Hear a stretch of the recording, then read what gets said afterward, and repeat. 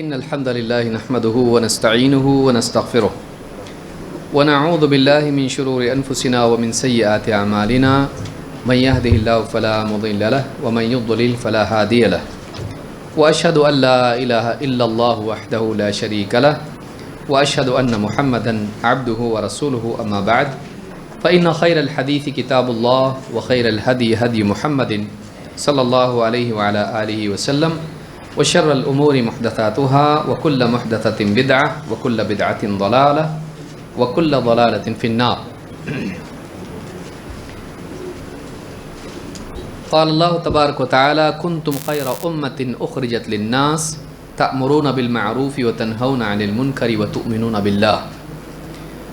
میرے محترم دینی بھائیوں اور نوجوان ساتھیوں، پچھلی مجلس میں ہم نے دعوت کے اعتبار سے دیکھا کہ وہ کون کون سے اعمال ہیں اور وہ کون کون سی صورتیں ہیں جو دعوت کے لیے جن کا ذکر قرآن و سنت میں آیا ہے. اب ہم دیکھیں گے کہ اللہ کی طرف بلانے اور دین کی دعوت دینے کی فضیلت و اہمیت کیا ہے، اس پر کیا اجر و ثواب ہے، اس کا کیا انعام ہے. وہ ساری دلیلیں ہم کچھ دلیلیں اس میں سے دیکھیں گے تاکہ ہمارے لیے اس کام کو، اس ذمہ داری کو ادا کرنے کے اعتبار سے ترغیب ہو اور اس کے تعلق سے ہم کو احساس ہو. سب سے پہلی چیز یہ کہ اللہ رب العالمین نے قرآن کریم میں اس کام کو امت کی ذمہ داری قرار دیا ہے اور یہ امت پر لازم ہے.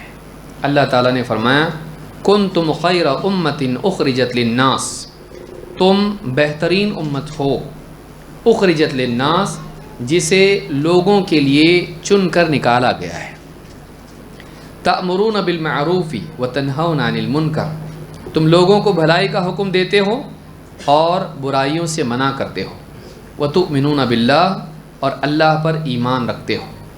یہ سورہ آل عمران کی آیت نمبر 110 ہے. اس آیت میں اللہ رب العالمین نے امت مسلمہ کو خیر امت قرار دیا ہے اور اس کا سبب بیان کیا کہ یہ بھلائی کا حکم دیتے ہیں، برائی سے روکتے ہیں. معلوم یہ ہوا کہ مسلمانوں کی یا امت مسلمہ کی خیریت، اس کا بہترین امت ہونا اس پر موقوف ہے کہ وہ اس ذمہ داری کو نبھاتے ہیں، لوگوں کو بھلائی کا حکم دیتے ہیں اور برائیوں سے روکتے ہیں. اور مزید یہ کہ اپنی ذات پر اعتماد نہیں رکھتے ہیں، اپنے وسائل پر، اپنی صلاحیتوں پر، اپنی میجورٹی پر، حکومت پر یا مال دولت پر ان کا بھروسہ نہیں. ان کا بھروسہ کس پر ہے؟ اللہ رب العالمین پر ہے.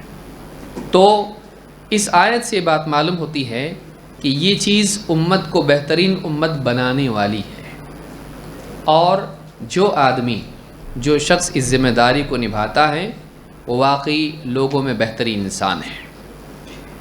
اس میں ایک بات یاد رکھنے کی یہ بھی ہے کہ آج خاص کر کے اس دور میں، خاص سیاسی حالات کے نتیجے میں مسلمانوں میں ایک مزاج یہ بنتا جا رہا ہے کہ ہم کو سوشل سروس کرنا چاہیے تاکہ لوگوں کے دل نرم ہوں، لوگ ہماری طرف متوجہ ہوں، اور اس اعتبار سے فلاحی کاموں کی طرف لوگوں کا ذہن زیادہ جا رہا ہے.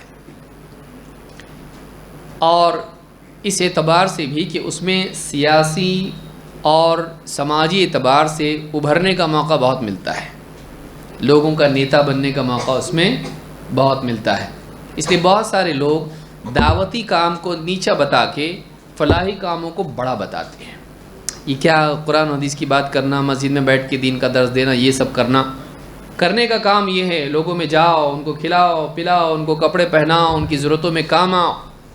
بلا شبہ یہ ایک اچھا کام ہے، اس میں کوئی شک نہیں، لیکن یہ اس سے بڑھ کے نہیں، برابر تو بہت، یعنی برابر تو ہے ہی نہیں، بڑھ کے تو اس سے بھی دور کی بات ہے. اگر یہ کام ہوتا بڑا دعوت سے تو اللہ تعالیٰ نبیوں کو دعوت کی بجائے یہ کام کرنے لگاتا ہے. دعوت اور تعلیم و تربیت سے بڑھ کے کوئی کام نہیں ہے. وہ سارے کام اپنی جگہ اہم ہیں لیکن دعوت سب سے بڑا کام ہے. ایک انسان کو دنیا میں بھوک پیاس میں اس کے کام آنا یہ بڑی چیز ہے، لیکن اس سے بڑھ کے یہ ہے کہ اس کو آخرت میں زقوم کھانے سے بچایا جائے، کھولتا پانی پینے سے بچایا جائے، اس کو جنت کی نعمتوں کا حقدار بنایا جائے. آج دنیا میں وہ کھانے پینے سے محروم ہیں، یہ ہم کو فکر ہوتی ہے، ہونا بھی چاہیے، لیکن اس سے بڑھ کر یہ فکر ہونی چاہیے کہ جنت کی نعمتوں سے وہ محروم ہو گیا تو کیا ہوگا؟ تو دنیا کی نعمتوں کے لیے دوڑ دھوپ کرنا اور جنت کی نعمت کے بارے میں لاپرواہ ہونا، یہ مسلمان کا مزاج نہیں ہونا چاہیے۔ لہٰذا اس بات کو یاد رکھیں، ہر کام کی اپنی ایک اہمیت ہوتی ہے۔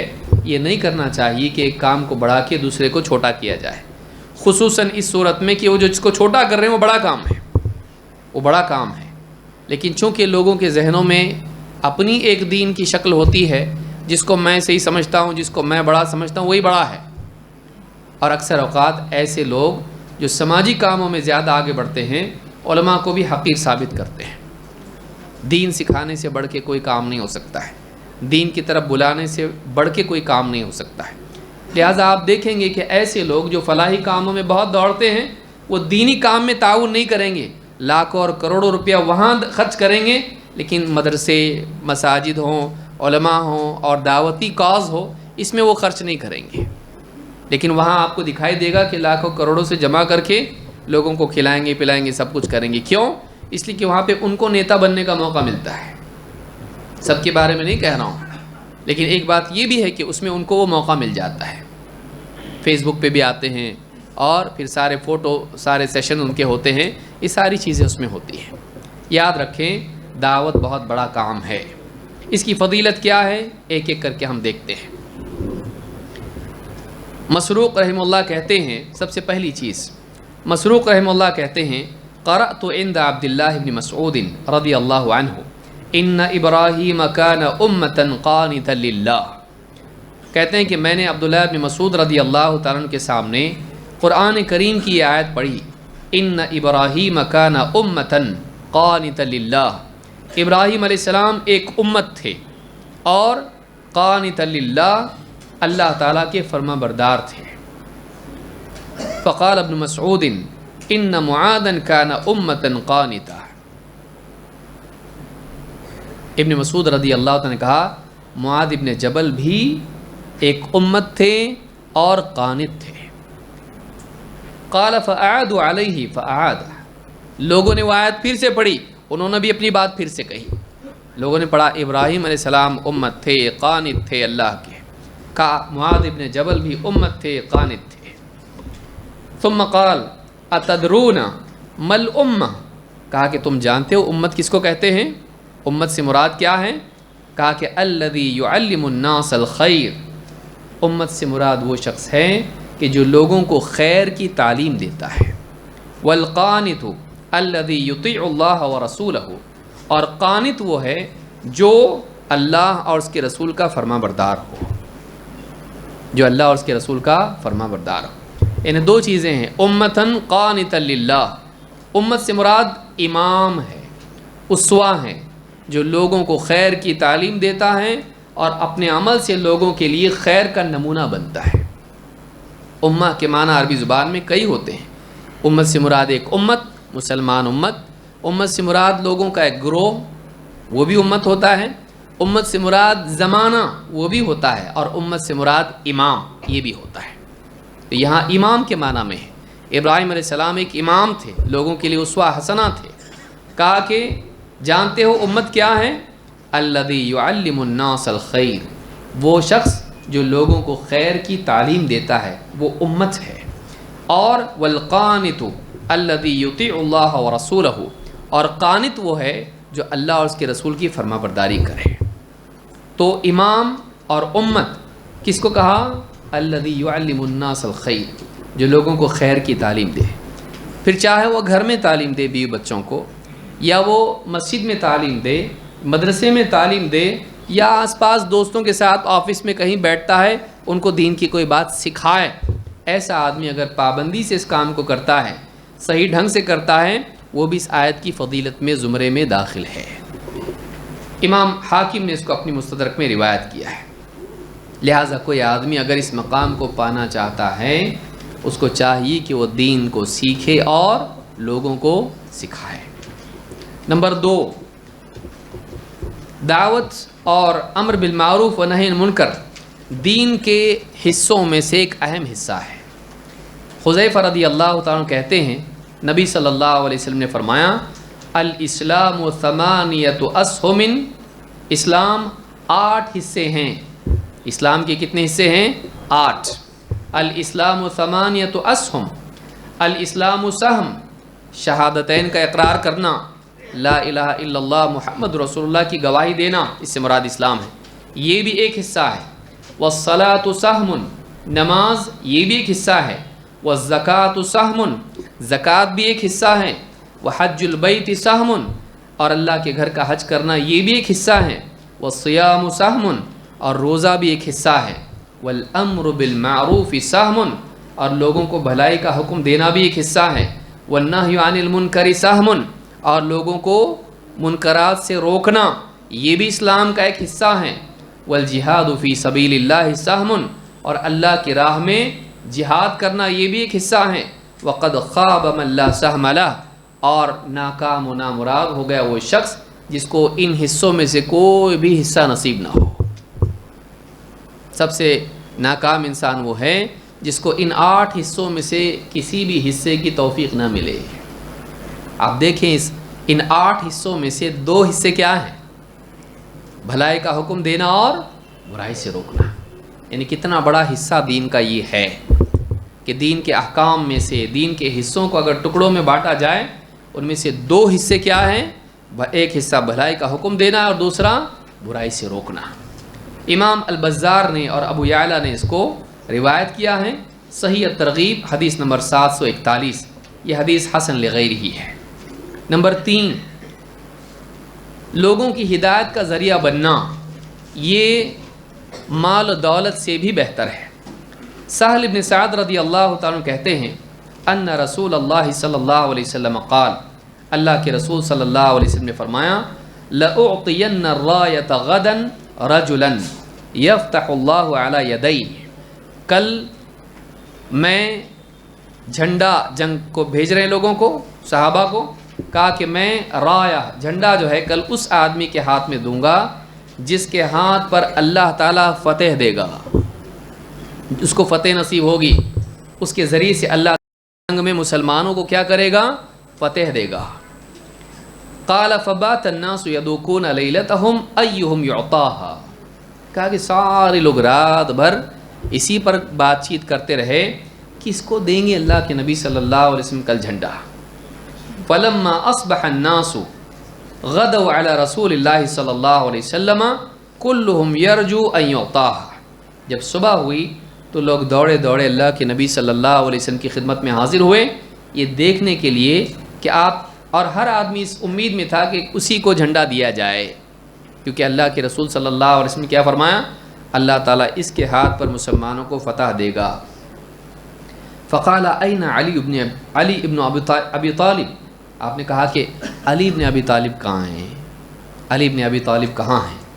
فقالوا یشتکی عینیہ یا رسول اللہ، صاحب نے کہا اللہ کے رسول کی آنکھ میں تھوڑی تکلیف ہے، آنکھ میں تھوڑا ان کے پرابلم ہے۔ قال فارسل الیہ فاتونی بہ، کہا جاؤ بھیجو کسی کو بلا لاؤ ان کو میرے پاس۔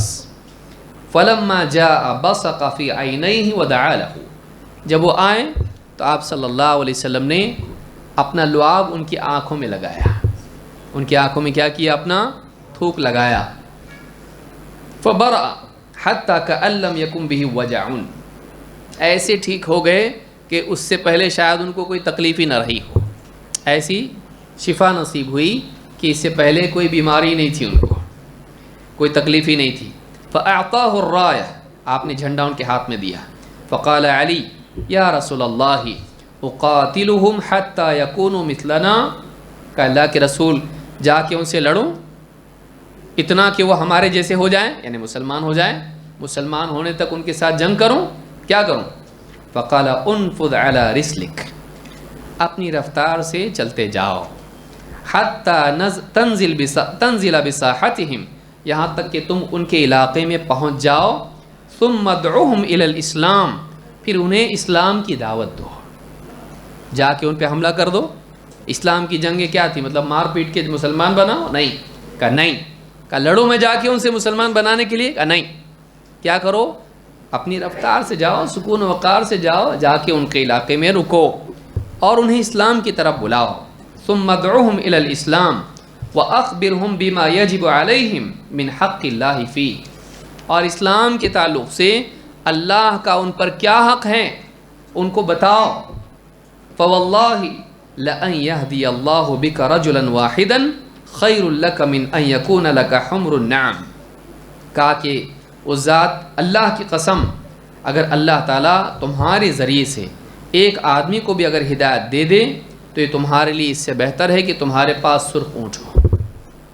جو حدیث ہم نے صبح میں پڑھی تھی یہ اس کا سیاق یہ ہے کہ جاتے ان سے جنگ مت چھیڑو بلکہ جا کے ان کو دعوت دو.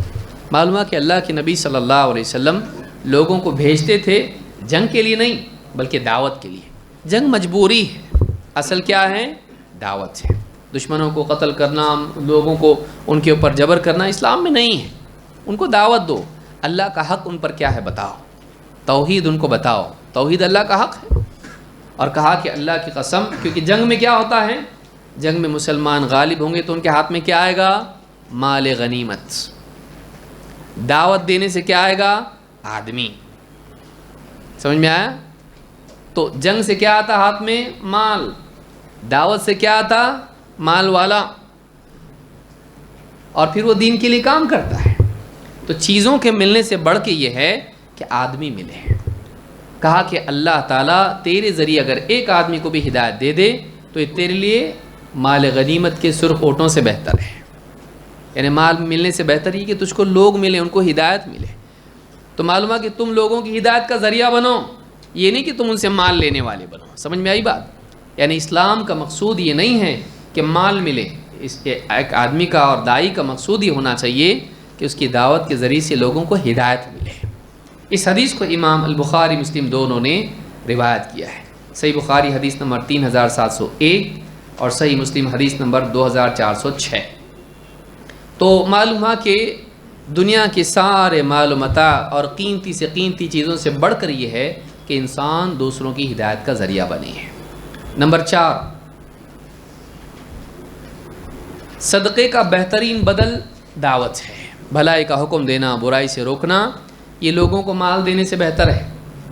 کسی انسان کو آپ پیسہ دے دیے، کھائے گا پیے گا، ہو سکتا ہے شراب بھی پیے، ہو سکتا ہے جوا کھیلے، لیکن اگر آپ اس کو دین دیں، اس کی زندگی میں سدھار آئے گا، وہ خود بھی اچھا انسان بنے گا اور دوسروں کو بھی فائدہ پہنچائے گا. تو دعوت زیادہ بہتر ہے لوگوں کے دنیوی مفاد میں ان کے کام آنے سے. ابو ذر رضی اللہ تعالیٰ کہتے ہیں ان ناس من اصحاب النبی صلی اللہ علیہ وسلم قالوا للنبی، صحابہ میں سے بعض نے اللہ کے نبی صلی اللہ علیہ وسلم سے کہا، یا رسول اللہ ذهب اہل الدثور بالاجور، اے اللہ کے رسول مال والے ثواب لے گئے. سارا ثواب کس کو مل گیا؟ مال والوں کو. کیسے؟ یصلون کما نصلی، جیسے ہم نماز پڑھتے ہیں وہ بھی نماز پڑھتے ہیں. ویصومون کما نصوم، جیسے ہم روزہ رکھتے ہیں وہ بھی روزہ رکھتے ہیں. ویتصدقون بفضول اموالہم، لیکن وہ اپنے زائد مالوں میں سے صدقہ بھی کرتے ہیں. ہم نہیں کر سکتے. نماز ہم پڑھتے وہ بھی پڑھتے ہیں، روزہ ہم رکھتے وہ بھی رکھتے، لیکن صدقے وہ دیتے ہیں جو ہم نہیں دے سکتے ہیں. قال اولیس قد جعل اللہ لکم ما تصدقون، کہا کہ کیا اللہ نے تم کو ایسا راستہ نہیں رکھا کہ تم بھی صدقہ کرنے والے بن جاؤ؟ ان بکل تسبیحۃ صدقہ، سبحان اللہ کہنا بھی صدقہ ہے. وکل تکبیرۃ صدقہ، اور تکبیر یعنی اللہ اکبر کہنا بھی صدقہ ہے. وکل تحمیدۃ صدقہ، اور الحمدللہ کہنا بھی صدقہ ہے. وکل تہلیلۃ صدقہ، اور لا الہ الا اللہ کہنا بھی صدقہ ہے. وامر بالمعروف صدقہ، اور بھلائی کا حکم دینا صدقہ ہے. ونہی عن منکر صدقہ، اور لوگوں کو برائی سے روکنا بھی صدقہ ہے. امام مسلم نے اس کو روایت کیا ہے حدیث نمبر 1006. اس سے معلوم ہے کہ کوئی آدمی غریب ہے، صدقات نہیں کر سکتا ہے، لوگوں کا تعاون نہیں کر سکتا مالی اعتبار سے. اگر وہ آدمی لوگوں کو علم دے، پیسہ نہیں دے سکتا ہو ٹھیک ہے، علم دے، لوگوں کو بھلائی کی تلقین کرے، برائیوں سے روک دے، ایسا آدمی بھی صدقہ کرنے والے کی طرح ہے، بلکہ اس سے بہتر ہے. کیوں؟ اس لیے کہ اس کے ذریعے سے وہ انسان اچھا بنے گا. پیسے سے اس کے حالات اچھے بنیں گے، صحیح، پیسے سے اس کے آس پاس کی چیزیں اچھی بنیں گی، لیکن علم سے وہ آدمی اچھا بنے گا. تو یہ زیادہ بہتر فائدہ، اور یہ بھی صدقہ ہے اور یہ بھی صدقے کا ثواب لاتا ہے۔ اسی طرح سے نمبر 5، بھلائی کا حکم دینا، برائی سے روکنا، یہ گناہوں کا کفارہ بن جاتا ہے۔ جو آدمی اس ذمہ داری کو نبھائے، اس سے جو بھی غلطیاں کوتاہیاں ہوتی رہتی ہیں، اللہ تعالیٰ اس عمل کے ذریعے سے ان کو معاف کرتا ہے۔ حذیفہ رضی اللہ تعالیٰ کہتے ہیں کننا جلوسا عند عمر رضی اللہ عنہ، ہم حضرت عمر بن خطاب رضی اللہ تعالیٰ کے ساتھ بیٹھے ہوئے تھے۔ فقال ایکم یحفظ قول رسول اللہ صلی اللہ علیہ وسلم فی الفتنہ، تم میں سے کون ہے جو اللہ کے رسول صلی اللہ علیہ وسلم کی حدیث یاد رکھتا ہو فتنے کے بارے میں؟ تم میں سے کس کے پاس حدیث ہے فتنوں کے بارے میں؟ قلت انا، حذیفہ رضی اللہ تعالیٰ نے کہا میں، میرے پاس ہے۔ انا کما قالہ، کیا کہا کہ میں بتا سکتا ہوں فتنے کے بارے میں نبی صلی اللہ علیہ وسلم کی حدیث ویسے ہی جیسے آپ نے کہا تھا۔ حضرت عمر نے کیا کہا؟ قال انک علیہ او علیہا لجری، ہاں تم ہی اس کی جرت کر سکتے ہو فتنوں کے بارے میں اتنا کانفیڈنس کے ساتھ میں کہ جیسا نبی صلی اللہ علیہ وسلم بتائے ویسا تم کو بتاتا ہوں، یہ تم ہی بول سکتے ہو، کیونکہ اللہ کے رسول صلی اللہ علیہ وسلم کے رازدار تھے۔ بہت ساری باتیں فتنوں کے بارے میں جو دوسروں کو معلوم نہیں تھی، کس کو معلوم تھی؟ حذیفہ رضی اللہ تعالیٰ عنہ کو۔ قلت فتنة الرجل في أهله وماله وولده وجاره تكفرها الصلاة والصوم والصدقة والأمر والنهي، آدمی جو اس سے لغزشیں ہوتی ہیں، آزمائش میں آتا، ٹھوکر کھاتا، کس معاملے میں؟ گھر والوں کے بارے میں، مال کے تعلق سے، اولاد کے بارے میں، پڑوسیوں کے بارے میں، جو بھی اس سے لغزشیں ہوتی ہیں، ان کی تکفیر یا ان کا کفارہ بن جاتا ہے نماز، روزہ، صدقہ اور بھلائی کا حکم دینا، برائی سے روکنا۔ جہاں نماز اس کے گناہوں کا کفارہ بن جاتی ہے، روزہ اور صدقات بنتے ہیں، وہیں بھلائی کا حکم دینا اور برائی سے روکنا، یہ ذمہ داری ادا کرنا بھی انسان کے گناہوں کو مٹاتا ہے۔ کفارہ ہونے کا مطلب کیا ہے؟ انسان کے گناہوں کو مٹایا جاتا ہے۔ تو جو انسان لوگوں کو بھلائی کا حکم دیتا ہے، برائیوں سے روکتا ہے، اللہ تعالیٰ اس کی کوتاہیوں کو معاف کرتا چلا جاتا ہے، اس کا کفارہ ہو جاتا ہے، اس کی کوتاہیوں کو مٹاتا ہے۔ تو یہ بھی ایک بہت بڑی فضیلت ہے لوگوں کو بھلائی کا حکم دینے اور برائی سے روکنے کی۔ امام البخاری اور مسلم دونوں نے اس کو روایت کیا ہے۔ صحیح بخاری حدیث نمبر 525، صحیح مسلم حدیث نمبر 144۔ نمبر 6، بھلائی کا حکم دینا، برائی سے روکنا اللہ تعالیٰ کی رحمت کا حقدار انسان کو بناتا ہے۔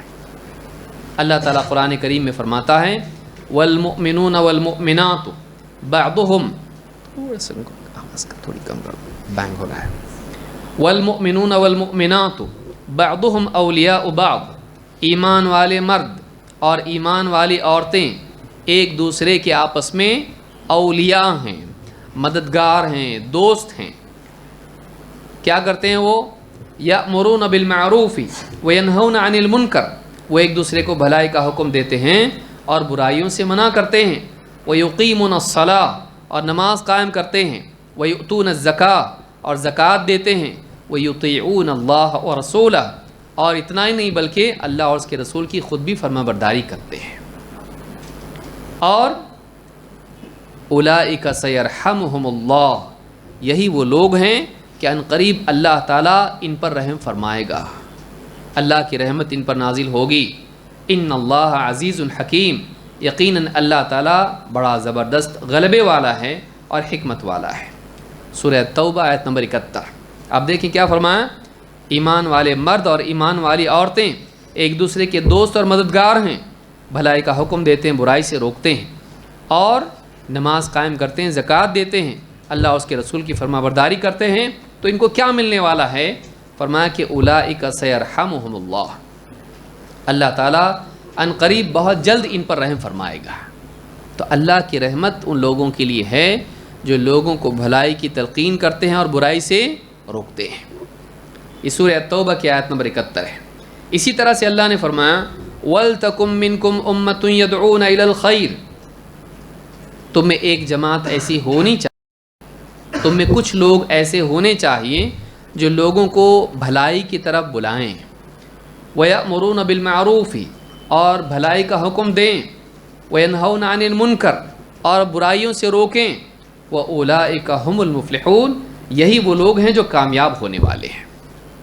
تو اللہ کی رحمت کے حقدار اور کامیاب ہونے والے کون ہیں؟ جو لوگوں کو بھلائی کا حکم دے، برائی سے روکیں اور خیر کی طرف دعوت دیں۔ اگر ہم چاہتے ہیں کہ ہم کامیاب ہوں، اگر ہم چاہتے ہیں کہ اللہ کی رحمت ہم پر نازل ہو، تو ہمیں چاہیے کہ ہم بھی ذمہ داری کو نبھائیں۔ یہ سورہ آل عمران کی آیت نمبر 104 ہے۔ ابو ہریرہ رضی اللہ عنہ کہتے ہیں قال رسول اللہ صلی اللہ علیہ وسلم بدأ الاسلام غریبا وسيعود كما بدأ غریبا فطوبى للغرباء۔ اسلام جب شروع ہوا اجنبی تھا، اور وہ عنقریب اسی طرح اجنبی ہو جائے گا جیسے اپنی شروعات میں تھا۔ فطوبى للغرباء تو خوشخبری ہے اجنبیوں کے لیے۔ صحیح مسلم کی حدیث ہے، حدیث نمبر 145۔ لیکن اس کی تفصیل کہ غرباء کون ہے، ایک اور حدیث جسے امام احمد نے روایت کیا ہے اس میں ہم کو ملتی ہے۔ عبداللہ بن عمرو بن عاص رضی اللہ تعالیٰ عنہ کہتے ہیں قال رسول اللہ صلی اللہ علیہ وسلم ذات یوم ونحن عنده۔ ایک دن ہم اللہ کے رسول صلی اللہ علیہ وسلم کی خدمت میں حاضر تھے تو آپ نے فرمایا طوبى للغرباء، خوشخبری ہے اجنبیوں کے لیے۔ فقیل من الغرباء یا رسول اللہ، کہا کہ اللہ کے رسول یہ غرباء کون ہیں؟ قال اناس صالحون فی اناس سوء کثیر، یہ کچھ نیک لوگ ہوں گے جو بہت سے بگڑے ہوئے لوگوں کے درمیان ہوں گے۔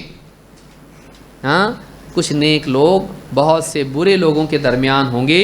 من یعصیہم اکثر ممن یطیعہم، جو ان کی بات نہیں مانیں گے وہ ماننے والوں سے بہت زیادہ ہوں گے۔ تو مطلب کچھ بات بولیں گے وہ، اور وہ نیک لوگ ہوں گے، بھلی بات تو لوگوں سے کہیں گے لیکن لوگ ان کی بات مانیں گے نہیں، زیادہ تر نہیں مانیں گے، تھوڑے لوگ مانیں گے۔ تو ایسے لوگ جو سچے دین پر قائم رہنے کی وجہ سے بگڑے ہوئے سماج میں اجنبی بن کر رہ جائیں گے۔ کیوں؟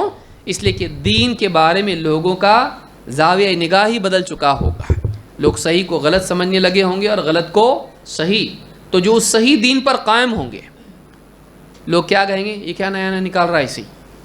کیوں؟ اس لیے کہ ان کو باپ دادا کی رسم و رواج کے مقابلے میں وہ دین جو واقعی پرانا دین ہے، جس کو نبی صلی اللہ علیہ وسلم لے کر آئے تھے، وہ دین ان کو کیا لگنے لگے گا؟ یہ نیا کیا ہے؟ اجنبی کس کو کہتے ہیں؟ سب لوگ پہچانتے اس کو؟ ہاں، اجنبی اس کو کہتے ہیں جس کو لوگ پہچانتے نہیں۔ تو دین کی اصل شکل اتنی دھندلی ہو چکی ہوگی کہ لوگ جب حقیقی دین پر کچھ لوگ چلیں گے، لوگوں کو لگے گا کہ یہ نیا ہے، یہ نیا ہی کچھ نکالا ان لوگوں نے، حالانکہ وہ نیا نہیں ہوگا، کیا ہوگا؟ پرانا ہوگا۔ لیکن پھر بھی وہ سماج میں اجنبی ہونا پسند کریں گے، لوگوں کے تعلقات ان سے خراب ہو جائیں گے، لوگ ان سے دور ہو جائیں گے، سلام دعا بند کریں گے، حقہ پانی صاحب ان کا معاملہ خراب ہو جائے گا۔ حقہ پینا نہیں چاہیے، اصطلاح ہے یہ، چوپال میں لوگ بیٹھتے ہیں، ہاں حقہ پیتے ہیں، گاؤں دیہات میں ہوتا ہے۔ تو کوئی آدمی جس کو بالکل خارج کر دیا جائے، بائیکاٹ جس کو کہتے ہیں، کیا بولتے ہیں؟ اس کا حقہ پانی بند، آنا نہیں، ہمارے ساتھ بیٹھنا نہیں۔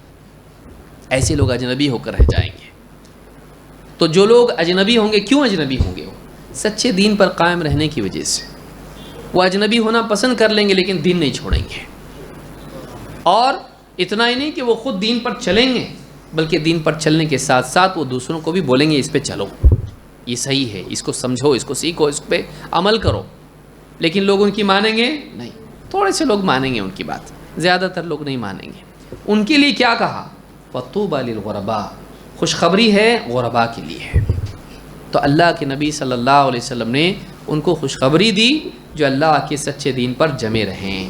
اس حدیث کو امام احمد نے روایت کیا ہے، صحیح الجامع الصغیر، حدیث نمبر 3921۔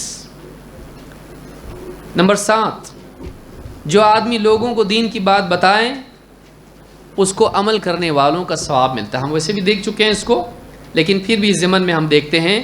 ابو ہریرہ رضی اللہ تعالیٰ کہتے ہیں ان رسول اللہ صلی اللہ علیہ وسلم قال من دعا الى هدى कान लहू मिनल अजरि मिथलु उजूरि मन तबिअहु, जो शख्स लोगों को हिदायत की तरफ बुलाए उसे उन सब लोगों का अजर सवाब मिलेगा जो उस हिदायत की पैरवी करें।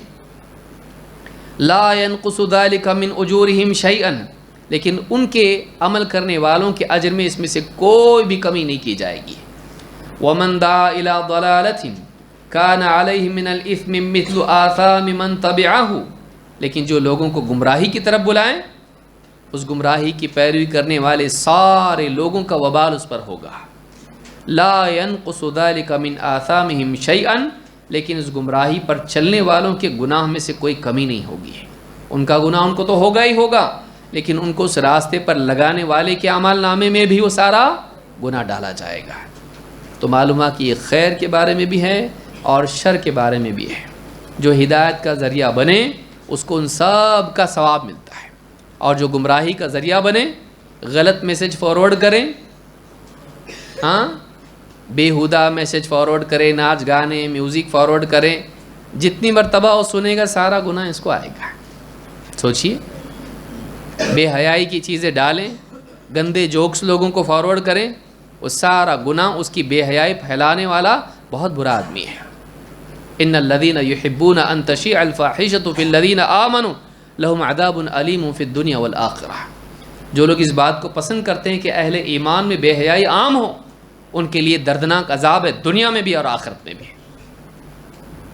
तो ये सोचना चाहिए हम लोगों की गुमराही का ज़रिया ना बने, हम बुराइयों के फैलने का ज़रिया ना बने, हम शर की चाबी नहीं, हम खैर की चाबी बने।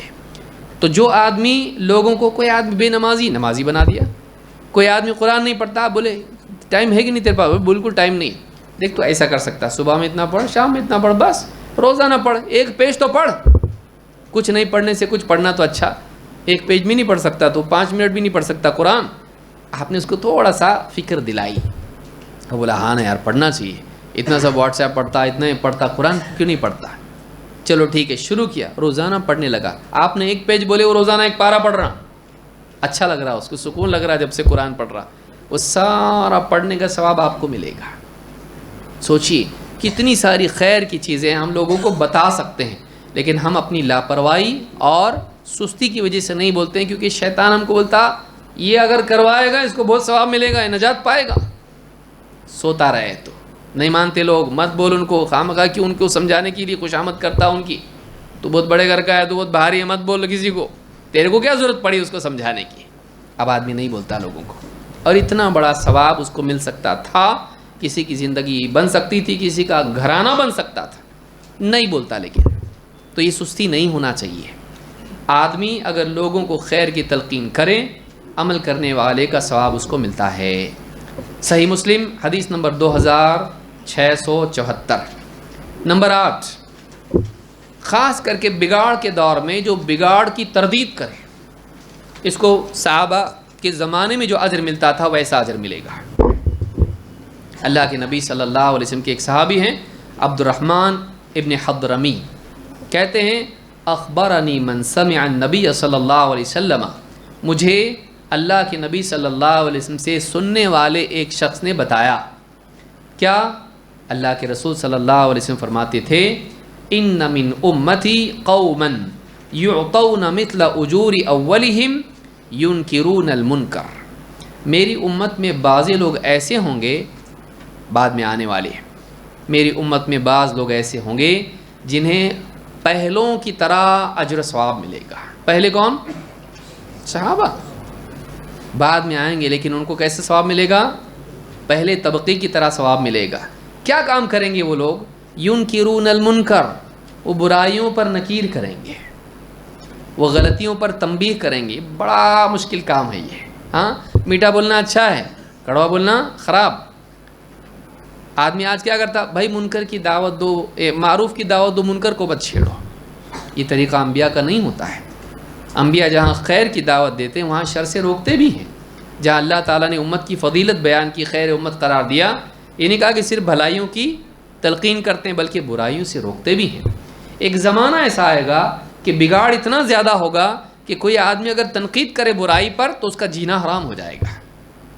उस वक्त में ये ज़िम्मेदारी निभाना बहुत मुश्किल होगा। ایسا دور آئے گا رواداری سب مل کے چلو، ہاں ایکتا کر کے سب لوگ کسی غلطی پہ ٹوکو ہی مت، تو مجھ کو مت بول میں تجھ کو نہیں بولتا، گلے ملتے رہو. ہاں ٹھیک ہے، محبت دوستی اپنی جگہ ہے، تعلقات اپنی جگہ ہے، لیکن برائیوں پر نکیر کرنا بھی ضروری ہے. سماج میں لوگ شرک کر رہے ہوں، بدعات کر رہے ہوں، محرمات میں لوگ مبتلا ہوں، شادی بیاہ سے لے کے جنازے سے لے کے مسلمانوں کی گھریلو زندگی سے لے کے ساری سماجی زندگی میں بگاڑ ہو اور آدمی کچھ نہ بولے اس کے اوپر، ایسا زمانہ آ جائے گا.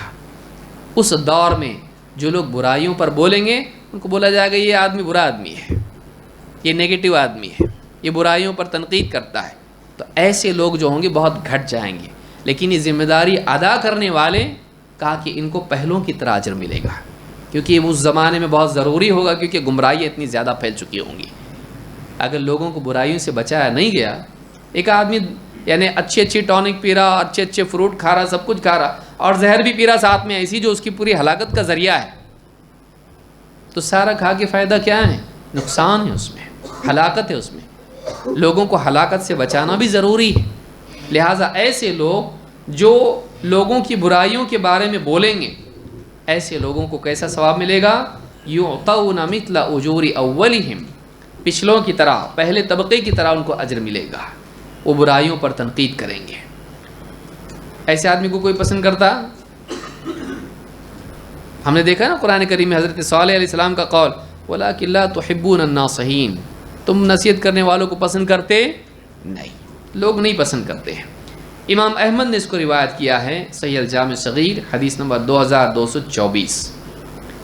نمبر 9، لوگوں کو خیر کی طرف بلانے والا، خیر سکھانے والا، اللہ کے دین کو لوگوں تک پہنچانے والا، ایسے آدمی کے لیے ساری مخلوق بلکہ فرشتے بھی مغفرت کی دعا کرتے ہیں. ابو امامہ الباہلی رضی اللہ تعالیٰ کہتے ہیں، ذکر لرسول اللہ صلی اللہ علیہ وسلم رجلان احدہما عابد والآخر عالم. دیکھیے عابد اور عالم کا فرق کیا ہے. فرماتے ہیں اللہ کے رسول صلی اللہ علیہ وسلم کے سامنے دو آدمیوں کا تذکرہ آیا، ان میں سے ایک عابد، دوسرا عالم. عابد کون؟ کرنے والا، جس کو بہت زیادہ معلومات نہیں، چپ چاپ اپنی عبادت کرتا، تھوڑا بہت معلوم ہے. عالم کون؟ جس کے پاس دین کا گہرا علم ہے، قرآن کا، حدیث کا، اور عقیدہ اور فقہ اور اس طرح کی جو معاملات ہیں اس کو جانتا ہے.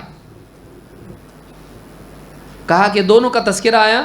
فقال رسول اللہ صلی اللہ علیہ وسلم فضل العالم علی العابد کفضلی علی ادناکم. کہا کہ عالم کی فضیلت عابد پر ایسی ہی ہے جیسی تم میں سے ادنا شخص پر میری فضیلت ہے. تم میں سے سب سے کم درجے والے شخص پر میری فضیلت جیسی ہے، ویسی عالم کی فضیلت کس پر ہے؟ عابد پر. یعنی عالم کا لیول اتنا اونچا ہے عابد سے جیسے تم میں سے ادنا شخص پر میری فضیلت ہے. ثم قال رسول اللہ صلی اللہ علیہ وسلم، پھر اس کے بعد اللہ کے رسول صلی اللہ علیہ وسلم نے فرمایا، ان اللہ وملائکتہ واہل السماوات والارضین حتی النملۃ فی جحرها وحتی الحوت لیصلون علی معلم الناس الخیر. کہا کہ اللہ تعالیٰ خود، ان اللہ خود اللہ تعالیٰ اور فرشتے اور آسمان اور زمین کی مخلوقات، یہاں تک کہ اپنے بل میں موجود چونٹیاں، یہاں تک کہ سمندر اور دریا میں موجود مچھلیاں بھی لوگوں کو خیر سکھانے والے کے لیے دعا کرتی ہیں. اس کے لیے کیا کرتے ہیں؟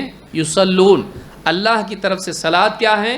بندے کی تعریف کرنا فرشتوں کے سامنے، اور بندوں کا، فرشتوں کا یا اسی طرح سے مخلوقات کا صلاۃ اس کے لیے کرنا کیا ہے؟ اس کے لیے مغفرت اور رحمت کی دعا کرنا ہے. اللہ تو کسی سے دعا کرتا نہیں. اللہ کے لیے جب صلاۃ کا لفظ آئے گا تو اس سے مراد کیا ہے؟ ثناؤہ فی الملأ الاعلی. ابو العالیہ کہتے ہیں کہ اللہ کا صلاۃ بھیجنا بندے پر یہ ہے کہ اللہ تعالیٰ اس کی تعریف کرے فرشتوں کے سامنے. لیکن بندوں کا صلاۃ بھیجنا فرشتوں کا جیسے، وہ کیا ہے؟ ان بندوں کے لیے دعا کرنا ہے. کس چیز کی دعا؟ مغفرت کی اور رحمت کی. جیسا کہ نماز کے انتظار کرنے والے کے بارے میں حدیث میں آیا ہے کہ فرشتہ اس پر صلات بھیجتا رہتا ہے، اللہم اغفر لہ ورحمہ، اللہ اس کے اوپر یعنی اس کی مغفرت کر اور اس کے لیے اس پر رحمت نازل فرما، اس پر رحم کر۔ تو مغفرت اور رحمت کی دعا مخلوقات کرتی ہیں، اور اللہ تعالیٰ ایسے بندے کی تعریف کرتا ہے فرشتوں کے سامنے جو کیا کرتا ہے کام؟ لوگوں کو خیر کی تعلیم دیتا ہے۔ ایک باپ اپنے بچے کو اگر بٹھا کے کہے بول بیٹا لا الہ الا اللہ، وہ بھی اس میں شامل ہو سکتا ہے۔ کوئی آدمی اپنی بیوی کو 2 باتیں دین کی سکھا رہا، دیکھا آج میں سن کے آیا، سن ذرا دھیان سے بیٹھ ادھر، وہ بھی اس میں آئے گا۔ تو ایک انسان اگر لوگوں کو خیر کی تعلیم دیتا ہے وہ اس میں آتا ہے، اور خصوصاً وہ انسان جو مسلسل دوام کے ساتھ اس ذمہ داری کو نبھائے۔ اللہ ہم سب کو توفیق عطا فرمائے۔ تو اس حدیث کو امام الترمذی نے روایت کیا ہے، حدیث نمبر 2685، اور صحیح الجامع الصغیر حدیث نمبر 4213۔ تو اس سے معلوم ہوتا ہے کہ فرشتوں کی دعا کا حقدار انسان بنتا ہے جب لوگوں کو خیر کی تعلیم دیتا ہے، بلکہ خود اللہ کے نبی صلی اللہ علیہ وسلم نے بھی اس آدمی کو دعا دی ہے جو لوگوں تک آپ کی باتیں پہنچائے۔ زید بن ثابت رضی اللہ تعالیٰ عنہ کہتے ہیں سمعت رسول اللہ صلی اللہ علیہ وسلم یقول نضر اللہ امرأ سمع منا حدیثا فحفظه حتى يبلغه، اور بعض روایتوں میں حتى يبلغه غیرہ، فرب حامل فقہ الى من هو افقہ منہ ورب حامل فقہ لیس بفقیہ۔ کہا کہ اللہ تعالیٰ نضر اللہ، نضرہ کہتے ہیں تر و تازگی کو، اللہ تعالیٰ تر و تازہ رکھے، خوش رکھے اس کو جو مجھ سے کوئی حدیث سنے، سمع منا حدیثا، جو ہم سے کوئی حدیث سنے، فحفظہ، اور اس حدیث کو سننے کے بعد کیا کرے؟ محفوظ کر لے، حتی یبلغہ، یہاں تک کہ وہ کسی اور تک اس حدیث کو پہنچائے۔ کتنے کام کرنے پڑیں گے؟ اس دعا کا حقدار بننے کے لیے کتنے کام کرنے پڑیں گے؟ 3 کام۔ نمبر 1 سننا، نمبر 2 یاد رکھنا یا محفوظ رکھنا، اور نمبر 3 سمجھ میں آیا؟ لسن سیو فارورڈ، سننا، یاد رکھنا اور پہنچانا۔ یہ حفاظت چاہے کان دل میں ہو یا ڈیوائس میں ہو یا کاغذ پر ہو، یہ حفاظت مانی جائے گی۔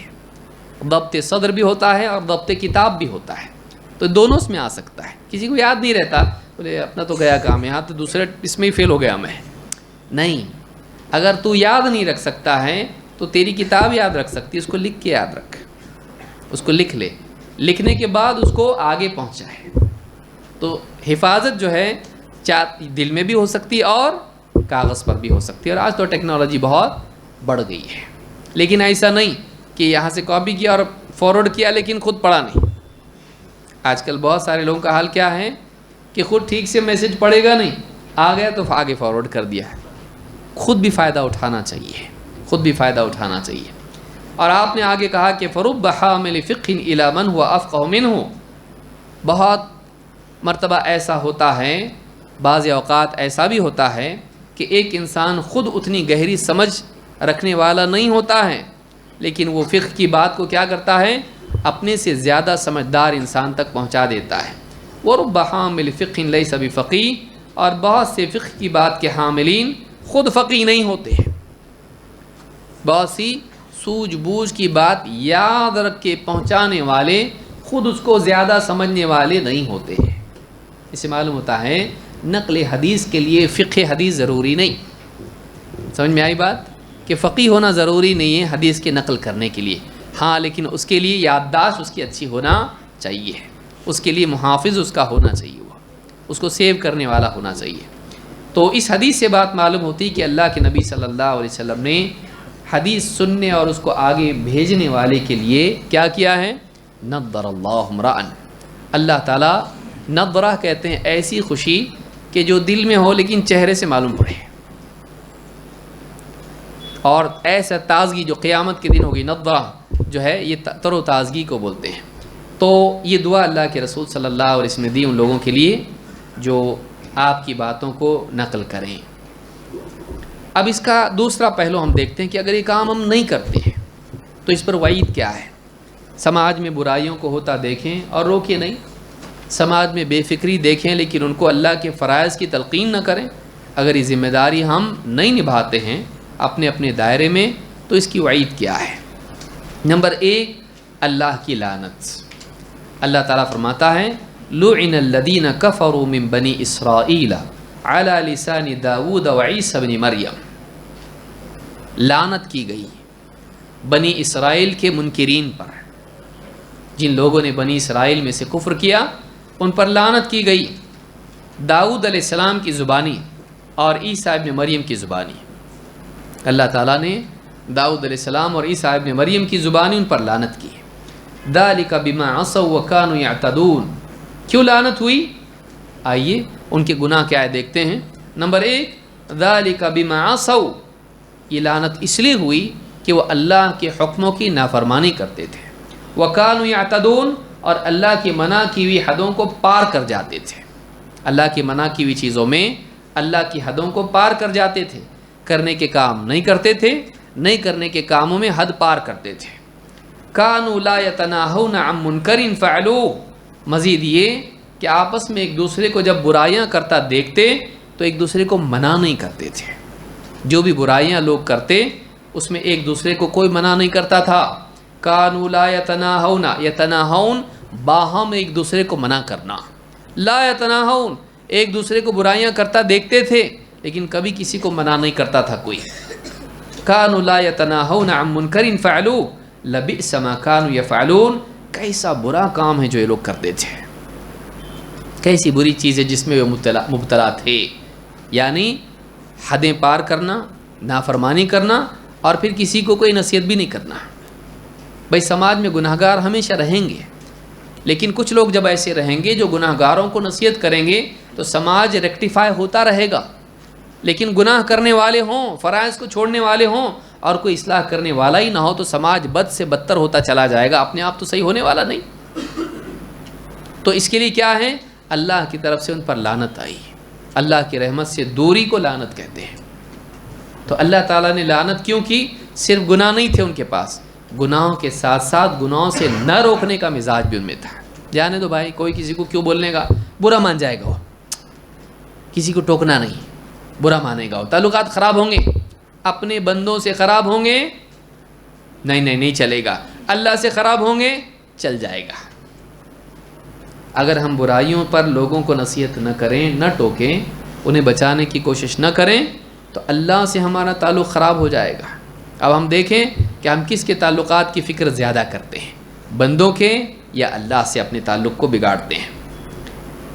نمبر 2، ہلاکت، کیونکہ سماج اگر لوگوں کو ان کے حال پر چھوڑ دے تو برائیوں میں پڑے رہنے والوں پر جو وبال اللہ کی طرف سے آئے گا، عذاب آئے گا، اس میں اچھے بھی شریک ہو جائیں گے اگر وہ ان کو روکنے کی کوشش نہ کریں۔ اس کی مثال حدیث میں ہم کو ملتی ہے۔ نعمان ابن بشیر کہتے ہیں اللہ کے رسول صلی اللہ علیہ وسلم نے فرمایا مثل القائم علی حدود اللہ والواقع فیہا کمثل قوم استہموا علی سفینۃ، اللہ کی حدود پر قائم رہنے والا، اللہ کی شریعت کا نفاذ سماج میں اپنی زندگی میں کرنے والا، اور والواقع فیہا، اور اللہ کی منع کی ہوئی چیزوں میں جا پڑنے والا، نہیں کرنے کے کام کرنے والا، ان دونوں کی مثال کیسی ہے؟ کمثل قوم استہموا علی سفینۃ، ان کی مثال ایسی ہے جیسے کچھ لوگ تھے جو ایک کشتی میں تھے اور انہوں نے اپنے لیے یعنی قرعہ اندازی کر کے طے کر لیا اوپر کون رہے گا اور نیچے کون رہے گا۔ استہموا علی سفینۃ فاصاب بعضهم اعلاها وبعضهم اسفلها، تو قرعہ اندازی میں ایک طبقے کے لیے یہ نکلا کہ وہ اوپر رہیں اور ایک طبقے کے لیے نکلا کہ وہ نیچے رہیں۔ کشتی ایسی تھی اوپر نیچے، ایک ہی کشتی میں لیول تھے، تو اب اوپر والے کے حصے میں کچھ لوگ تھے، نیچے والے حصے میں کچھ لوگ آئے۔ فَكَانَ الَّذِينَ فِي أَسْفَلِهَا إِذَا اسْتَقَوْا مِنَ الْمَاءِ مَرُّوا عَلَى مَنْ فَوْقَهُمْ، پانی کدھر تھا؟ اوپر، پانی کدھر تھا؟ اوپر والوں کے پاس۔ نیچے والوں کا حال کیا تھا؟ جب ان کو پانی کی ضرورت پڑتی انہیں اوپر والوں کے پاس جا کے پانی لانا پڑتا تھا۔ ان لوگوں نے کیا آپس میں میٹنگ کی، فَقَالُوا لَوْ أَنَّا خَرَقْنَا فِي نَصِيبِنَا خَرْقًا وَلَمْ نُؤْذِ مَنْ فَوْقَنَا، کہا کہ کام ہم لوگ نیچے سے ہی پانی لے لیتے نا، اگر ہم ایسا کریں گے یہاں پر ایک سوراخ بنا لیں کشتی میں سے اور اسی میں سے ڈول ڈول پانی نکال کے لے لیں، اوپر والوں کو تکلیف نہیں ہوگی۔ بار بار اوپر جاتے ان کو ڈسٹرب کرتے، کبھی سوئے ہوئے رہتے کبھی تو ہم بار بار جا کے ان کو جو پریشان کر رہے ہیں، تو اگر ہم نیچے ہی ایک سوراخ کر لیں اور یہیں سے پانی لینا شروع کریں دریا ہی میں سے، تو کیا ہوگا؟ اوپر والوں کو تکلیف نہیں ہوگی، خیر خواہی اوپر والوں کی۔ آپ صلی اللہ علیہ وسلم فرماتے ہیں فَإِن يَتْرُكُوهُمْ وَمَا أَرَادُوا هَلَكُوا جَمِيعًا، اگر اوپر والوں کو یہ معلوم ہو جائے کہ یہ ایسا بڑا کام کر رہے ہیں نیکی کا، نیچے سوراخ کر رہے ہیں کشتی میں تاکہ ہم کو تکلیف نہ ہو، اگر وہ ان کو ان کی اس حرکت سے روکے نہیں تو کیا ہوگا؟ ہَلَكُوا جَمِيعًا، نیچے والے تو ڈوبیں گے لیکن اوپر والے بچیں گے۔ غلطی نیچے والوں کی ہے نا تو نقصان ان کا ہونا چاہیے، اوپر والوں کا کیوں ہوگا؟ سمجھ میں آ رہی بات؟ دونوں ڈوبیں گے، تو نیچے والے غلطی کرنے کی وجہ سے اور اوپر والے ان کو نہیں روکنے کی وجہ سے۔ تو کہا کہ ہلاکوا جمیعا وَإِنْ أَخَذُوا عَلَىٰ أَيْدِيهِمْ نَجَوْا وَنَجَوْا جَمِيعًا، اور اگر ان کا ہاتھ روک لیں کشتی میں سوراخ کرنے سے تو نیچے والے بھی بچیں گے اور بلکہ سارے لوگ بچ جائیں گے، نجات پائیں گے۔ اس حدیث کو امام البخاری نے روایت کیا ہے، حدیث نمبر 2493۔ اس حدیث سے اللہ کے رسول صلی اللہ علیہ وسلم نے ایک مثال کے ذریعے بتایا کہ سماج کشتی کی طرح ہے، بے وقوف نادان گناہ گار لوگ اپنے گناہوں سے کشتی میں سوراخ کر لیتے ہیں، اور اگر روکنے والے جو قدرت رکھتے ہیں سمجھدار لوگ اگر ان کو ان کے حال پہ چھوڑ دیں گے تو پوری کشتی ڈوبے گی، مصیبت اور بلا اور ہلاکت آئے گی۔ صرف غلطی کرنے والے نہیں ڈوبیں گے بلکہ وہ لوگ بھی ڈوبیں گے جو ان کو نہیں روکے۔ تو اسی طرح سے سماج کے اندر برائی کرنے والے اگر برائی کریں، اللہ کا عذاب اگر آئیں تو برے لوگ بھی اس کی لپیٹ میں آئیں گے، اور اچھے لوگ جو چپ چاپ رہیں ان کو بھی وہ برائی کی وجہ سے ہلاکت کا سامنا کرنا پڑے گا۔ لہٰذا ان کو ان کے حال پہ نہیں چھوڑا جا سکتا ہے، ان کو برائیوں سے روکنا ضروری ہے۔ معلوم یہ ہوا کہ اگر ہم برائی کرنے والوں کو نہ روکیں اس کا وبال ہم پر بھی آ سکتا ہے، چاہے ہم نے وہ گناہ نہ کیا ہو، کیونکہ عذاب جب آتا ہے تو وہ عمومی ہوتا ہے۔ نمبر 3، خود اس کام کے چھوڑنے پر بھلائی کا حکم دینا، برائی سے روکنا، اگر اس کام کو ہم چھوڑ دیتے ہیں اس پر بھی اللہ کی طرف سے عذاب آتا ہے، خود یہ عذاب کا مستحق ہے۔ برائی کرنے والے برائی کر کے عذاب کو دعوت دیں یہ تو الگ ہے ہی، لیکن خود یہ لاپرواہی بھی عذاب کی مستحق ہے۔ جریر رضی اللہ تعالیٰ کہتے ہیں سمعت رسول اللہ صلی اللہ علیہ وسلم یقول، میں نے اللہ کے رسول صلی اللہ علیہ وسلم کو یہ فرماتے سنا، ما من رجل یکون فی قوم یعمل فیہم بالمعاصی، جب ایک آدمی کسی سماج میں جی رہا ہو جس میں لوگ گناہوں کا ارتکاب کر رہے ہوں، بعض یقدرون علی ان یغیروا علیہ، اور لوگ ان برائیوں کو بدلنے پر یا روکنے پر قادر ہوں، فلا یغیروا، لیکن لوگ ان برائیوں کو نہ روکیں، اذا الا اصابهم اللہ بعذاب من قبل ان یموتوا، تو اللہ تعالیٰ ان لوگوں کے مرنے سے پہلے انہیں عذاب میں گرفتار کر دیتا ہے۔ جب بھی کسی سماج میں کچھ لوگ ہوں جس سماج میں برائیاں ہو رہی ہوں اور یہ لوگ جانتے ہوں کہ یہ برا ہے اور روک بھی سکتے ہیں لیکن ان کو اپنے حال پر چھوڑ دیں، تو اللہ تعالیٰ ان لوگوں کو مرنے سے پہلے عذاب میں مبتلا کر دیتا ہے۔ تو وبال اور گناہ کا سزا، اس کی سزا صرف برائی کرنے والوں پر نہیں آتی ہے بلکہ نہیں روکنے والے خود ایک نئے عذاب کو دعوت دیتے ہیں جو اللہ کی طرف سے ان پر آتا ہے، اور مرنے سے پہلے اللہ عذاب دیتا ہے۔ آخرت کی سزا الگ، لیکن دنیا ہی میں اللہ کی طرف سے ان پر عذاب آتا ہے۔ امام ابو داؤد نے اپنی سنن میں اس کو روایت کیا ہے، حدیث نمبر 4339، حدیث حسن ہے۔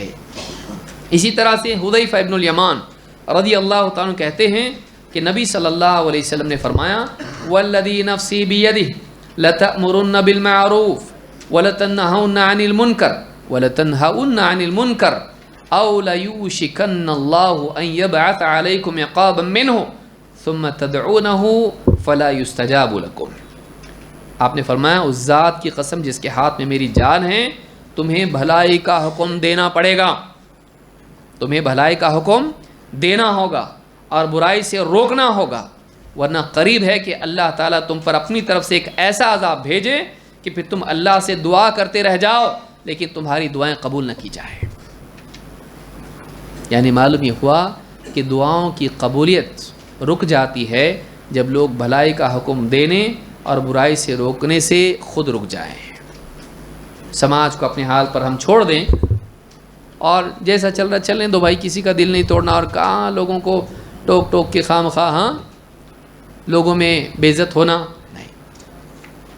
لوگ مانیں یا نہ مانیں، ہمارا کام ہے ہم لوگوں کو بھلائی کی تلقین کریں، برائی سے روکیں، ان کو ان کے حال پر نہیں چھوڑیں۔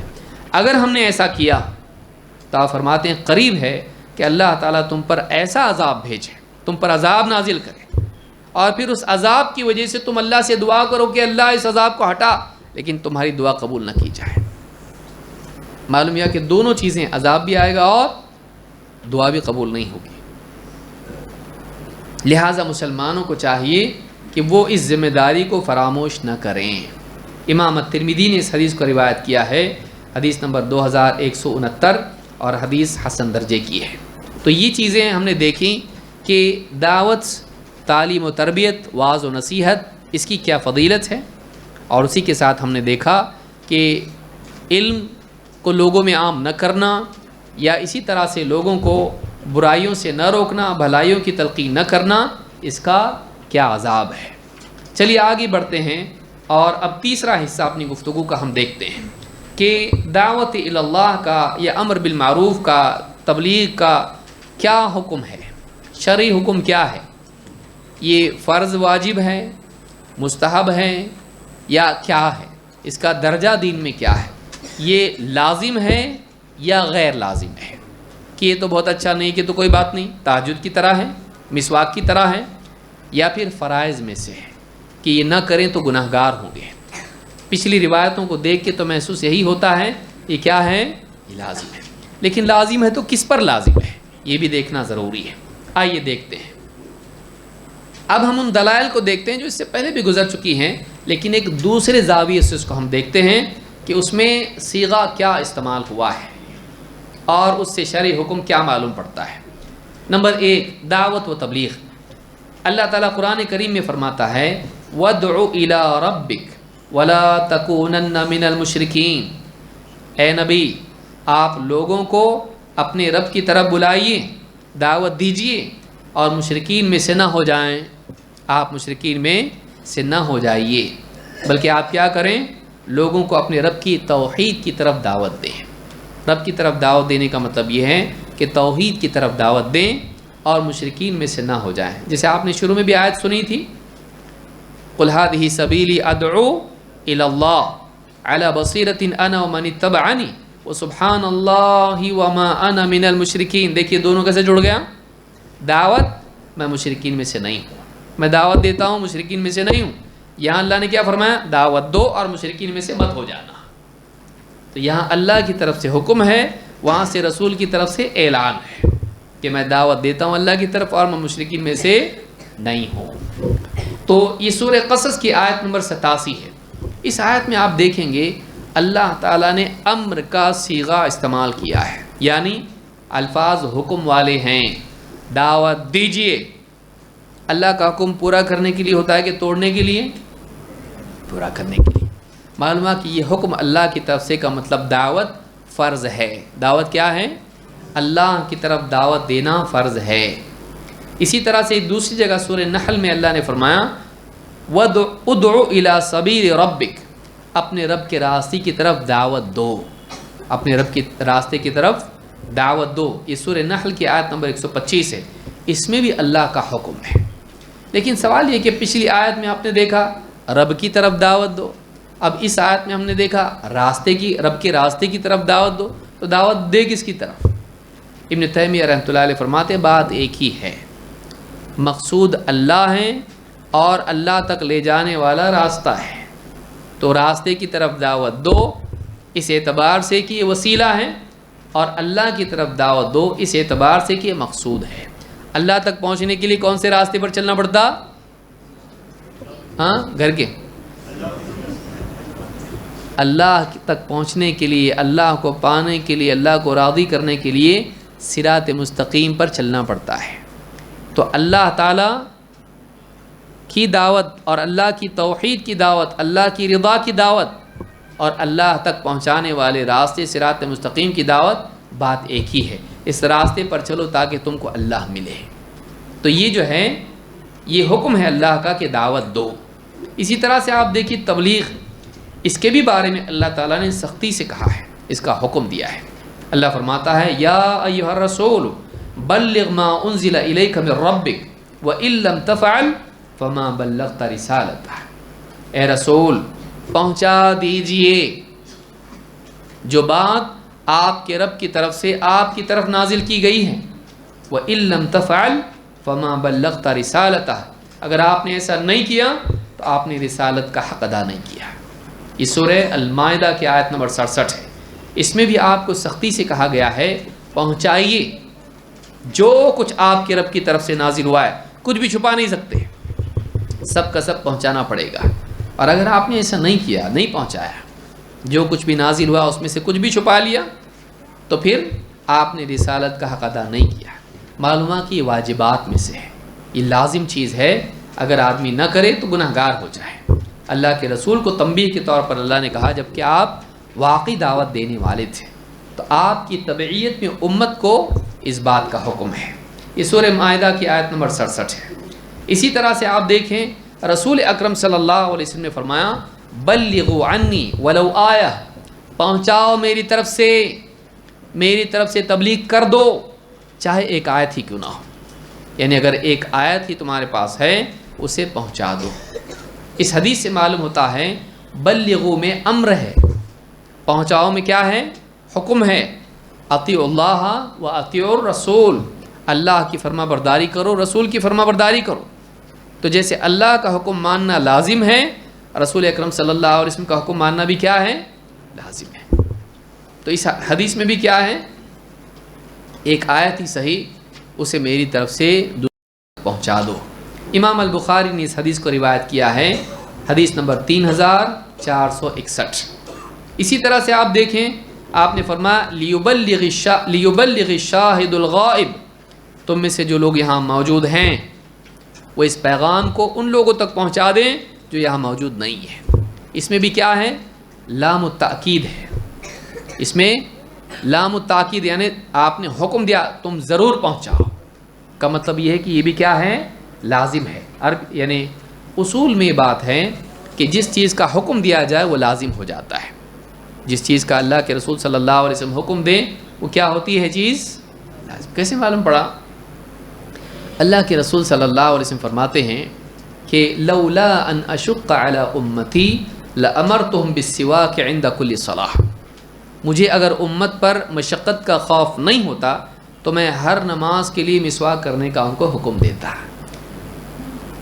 حکم دیے نہیں، دیتا، لیکن روکے کیوں؟ مشقت ہو جائے گی، یعنی ہر وقت مسواک کر پائیں گے؟ کبھی ہوگی کبھی نہیں کریں گے تو کیا ہو جائیں گے؟ گناہ گار۔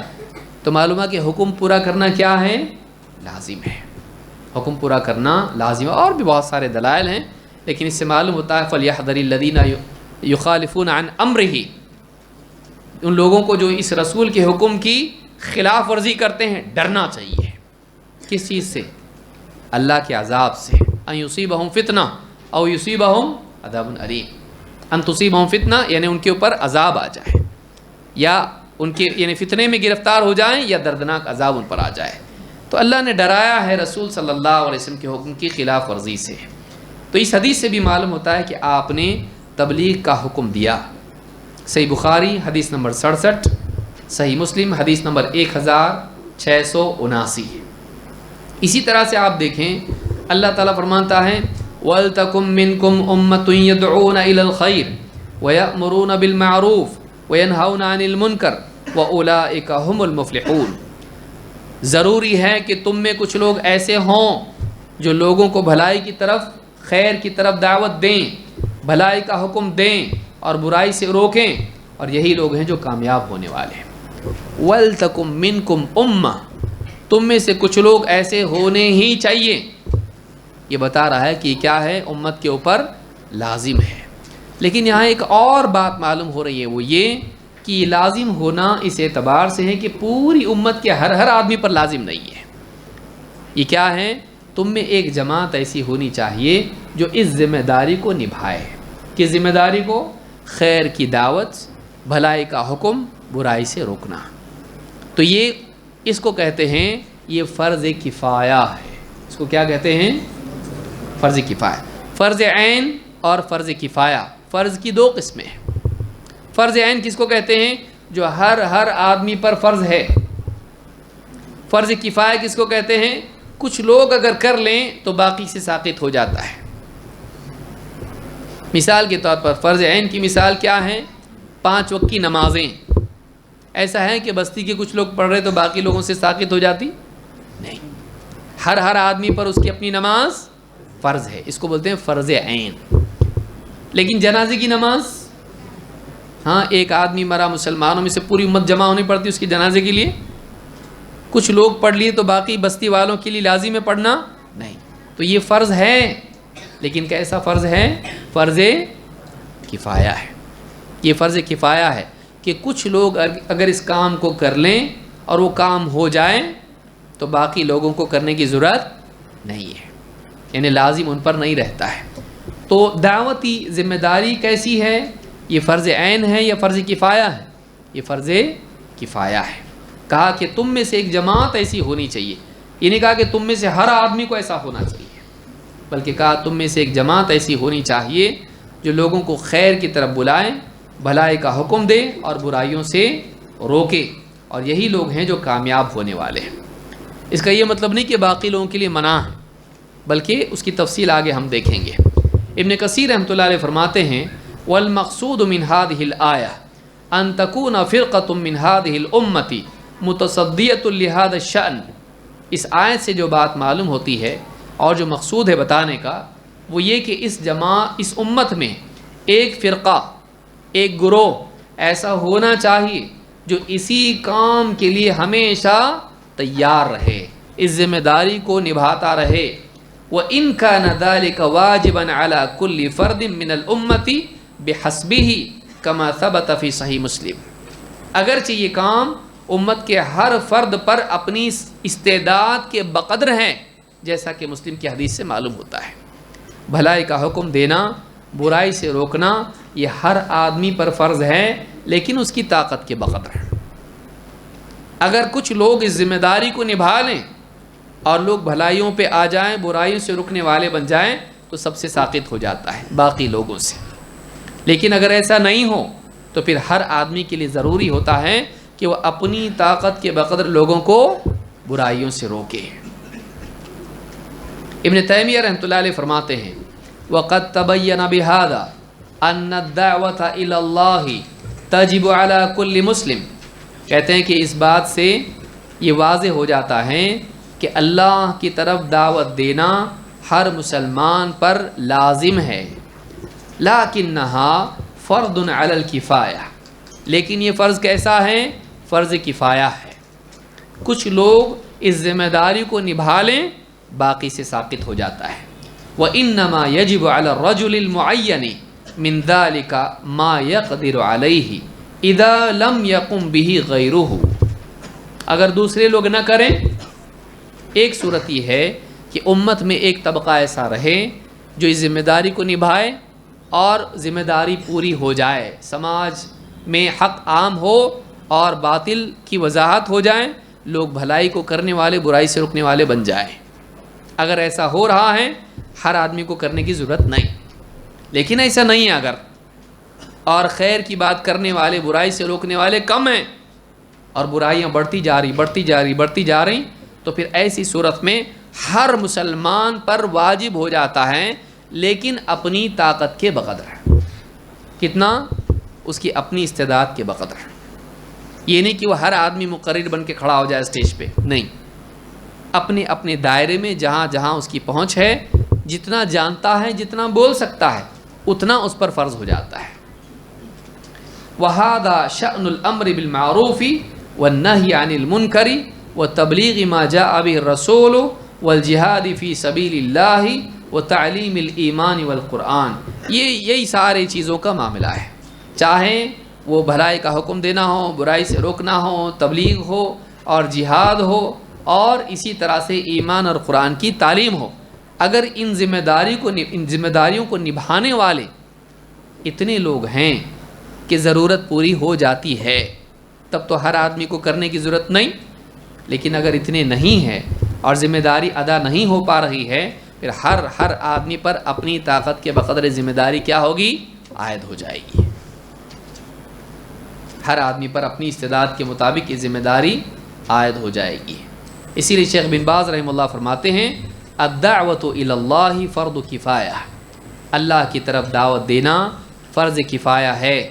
کالامر بالمعروف والنہی عن المنکر، ویسا ہی جیسے بھلائی کا حکم دینا اور برائی سے روکنے کا معاملہ ہے. اذا قام به من یکفی سقط عن الباقی، اگر اس کام کو کرنے والے کافی ہوں اور وہ اپنی ذمہ داری نبھا رہے ہوں تو باقی لوگوں سے یہ چیز ساقط ہو جاتی ہے. جیسے مثال کے طور پر کوئی بستی ہے، مسجد ہے، کوئی اذان نہیں دے رہا، گناہ گار کون ہوگا؟ ہاں، ہر وہ آدمی ہوگا جو اذان دے سکتا ہے. لیکن اگر ایک آدمی آگے بڑھ کے اذان دے دے، باقی لوگوں کو دینے کی ضرورت ہے؟ نہیں ہے. تو ایک اگر اذان دے دیا، ذمہ داری پوری ہو گئی. لیکن اگر کوئی بھی اذان نہیں دیا، گناہ گار کون ہوگا؟ وہ سارے لوگ گناہ گار ہوں گے کہ جو اذان کا قیام نہیں کی ہے. جس میں استطاعت تھی وہ آدمی گناہ گار ہوگا. گونگا آدمی تو نہیں ہوگا، لیکن جو آدمی اذان دے سکتا تھا، جانتا تھا، الفاظ بھی تھے، آواز بھی تھی، سب کچھ تھا اس کے پاس، وہ آدمی گناہ گار ہوگا. ٹھیک ہے، اس نے نہیں دیا، تو کیوں نہیں دیا؟ کیونکہ اذان کا قائم ہونا ضروری ہے، اذان کا دیا جانا ضروری ہے. تو اس اعتبار سے دعوت ہے. اگر کوئی بھی دعوت نہیں دے رہا ہے اور ضرورت پوری نہیں ہو رہی، وہ سارے لوگ اپنی اپنی استطاعت کے مطابق گناہ گار ہوں گے جو دعوت دے سکتے تھے، جو دین سکھا سکتے تھے.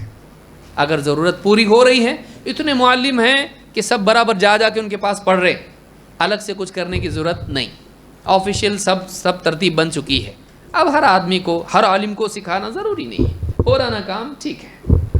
لیکن اگر نہیں ہو پا رہا ہے، لوگ گمراہی کی طرف جا رہے ہیں، تو ابھی ہر آدمی مکلف ہوگا تیرے دائرے میں تو نے کیوں نہیں کیا. تو یہ فرق یاد رکھنا ضروری ہے کہ اگر ضرورت پوری نہ ہو، ہر آدمی پر یہ چیز لازم ہو جاتی ہے. شیخ ابن عثیمین رحمہ اللہ فرماتے ہیں اذا کان الانسان علی بصیرۃ. اب یہاں سوال ہی پیدا ہوتا ہے کہ کیا صرف عالم ہی دعوت دے گا یا نہیں؟